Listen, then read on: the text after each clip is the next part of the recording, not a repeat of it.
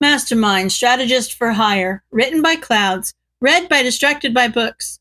Chapter 20. To be a hero. Shouto woke up dazed and disoriented. By the time he was aware enough to look around the room, he'd been tied to a chair with quirk-suppressant cuffs. A man with painful-looking scars sat in a chair across from him, but from what Shouto could see, they were the only two in the room. "Hey, Shouto," the man said softly. "It's good to see you." Shouto frowned slightly. He didn't understand why a villain, even one who just kidnapped him, was happy to see him. "Who are you?" The man smiled slightly. "I go by Dobby, but I think you can guess that's not my real name." He leaned forward. "We actually knew each other once, back before I got these scars." "Am I just supposed to know who you are?" Dobby shrugged. "It's not like you knew a whole lot of people back then. That flaming bastard kept you isolated so no one could distract you from training." That made Shouto pause. He'd never heard anyone else talk about Endeavor that way, with the same intense hatred he himself felt. Against his better judgment, he found himself actually liking the villain that had kidnapped him. But how did he know about Shouto's isolation? "My hair was red then, too. Kind of like yours," Dobby continued, producing a brilliant blue flame and watching it flicker with brilliant teal eyes. Shouto racked his brain, trying to think of who this guy could be. Red hair, like his left side. Strong flame quirk, like his left side. Teal eyes, like... Shouto's eyes widened. "Tuya?" The man smiled. "Hey there, little brother." Aizawa rested his head in his hands as he sat in the interrogation room, waiting for Sukachi. Dozens of students hurt by the gas or the other villains, another in critical condition from a classmate's rampaging quirk, an abducted pro-hero, a kidnapped student, and a dead child. The three measly villains they'd managed to capture were nothing in comparison to the unmitigated horror that the training camp had been. Aizawa looked up when he heard the door open. Sukachi looked at him sympathetically and set a cup of coffee down in front of him. "How are you holding up?" "I couldn't save him," Aizawa said. "I knew they'd taken him, and I got so close. But at the last minute, I was too weak." He looked at the detective. "What kind of a teacher lets his student be kidnapped?" Sukachi sighed. "We're dealing with elite villains, the likes of which we haven't seen since before All Might's debut. The blame for this incident is theirs, and theirs alone. This was the same group that managed to kill the symbol of peace, so don't blame yourself that you couldn't take them all out. That being said, we do need your statement of the incident. Maybe it can help us find Todoroki in time." "Do you know why he was taken?" Aizawa asked. Sukachi shook his head. "We were hoping you knew. The best we can come up with is that he was probably abducted to use as leverage against Endeavor. These villains are targeting Hero Society itself, so it'd be in line with their goals." Aizawa nodded. "The first I knew of the attack was when Mandalay set out the message. I left Vlad King with the other students and left to go fight. As soon as I left the main building, I was confronted by a flame user who implied that they were after the students.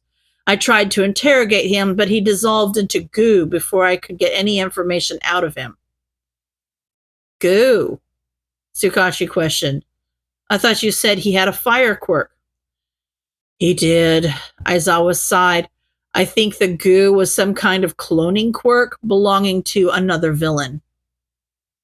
Sukachi nodded. "What happened next?" "I took out Muscular as he tried to chase one of my students. I then went into the forest, sending any students I came across back to camp." I had just saved Uraraka and Asui when Bakugo found me and told me Todoroki had been kidnapped by a villain in a yellow coat that compressed him into a marble. I searched and found the flame villain I'd fought earlier talking to someone else. I followed them until I saw the villain that had taken Todoroki, then canceled his quirk, which temporarily freed Todoroki. He grit his teeth, then everything went to shit. The fire user used his flames to block my field of vision. I couldn't see him to cancel his quirk, and I couldn't see any of the other villains either. By the time the flames disappeared, they were gone, taking Todoroki with them. What did the villains look like? Can you give me any physical characteristics? Aizawa nodded. Let's start with the fire user, Tsukashi said. What did he look like? Tall, black hair, teal eyes. His skin was pale, but his neck and arms, as well as part of his face, were covered in large burn scars that appeared to be stitched together with his normal skin. Tsukashi paused in his note-taking. You said he was held together by stitches? As soon as Aizawa said yes, Tsukashi stood and opened the door. Sansa, bring me the reports on the canvassing operation. What's wrong? Aizawa asked. Nothing, Tsukashi smiled, but we might have a location on the League of Villains. Father told us you died. Dabi scoffed and rolled his eyes. Yeah, 'cause after all the shit that guy's done, he'll definitely draw the line at lying. Shouto frowned. It made sense, a little too much sense actually, but he still wasn't sure Dabi was telling the truth. If you were really my brother, he said suspiciously, what did we do on weekends when Endeavor would meet with the Hero Commission? Dabi's eyes lit up. Mom would gather us all in the front room with all the pillows and blankets in the house. Then she and Fuyumi would make hot chocolate for all of us and would watch a movie. Then would make a game of cleaning up so that there was no trace of what had happened by the time Father came home.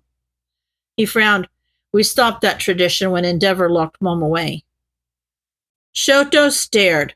None of them had ever told anyone about that tradition, so that Endeavor would never find out. There was no way he could have known about it, much less spoken about it with so much happiness, unless he really was Tuya. I also remember that Mom would ice your bruises and burns after Endeavor's training. He spit out bitterly. After she was gone, Fuyumi took over that job. Dabi met Shoto's eyes. They did the same thing for me when I was subjected to the bastard's training before you got your quirk. You went through it too? Shouto breathed out. Dabi nodded. It was hell. He'd make me work past my body's limits, producing fire for hours even though it hurt. He'd kick me when I was down, then blame me for being weak when I couldn't stand up again. He'd constantly remind me that I wasn't good enough, even though I was the best shot he had at beating All Might at the time. He scowled, and when you finally got your quirk, he tossed me aside as just another failure, forgetting all the abuse he'd put me through in favor of abusing you. I'm sorry, Shouto said. I'm sorry he forgot about you. Dabi shrugged. It wasn't your fault. I'm sorry you got the perfect quirk and had to go through all that hell disguised as training longer than I ever did. He chuckled. Even back when I was living at home, I'd fantasize about what I'd do to the bastard if I ever got the chance. How I'd kill him when I got strong enough, even as he was pounding me into the floor. I hated him even then. He looked at Shouto. You hate him too, don't you?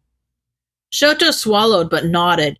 Absently, he knew that as Endeavor's masterpiece, he shouldn't be bonding with the villain, but Dabi was his brother who understood, his brother who had the same burning hatred as he did for their father. Even Natsu and Fuyumi couldn't understand, not in the same way.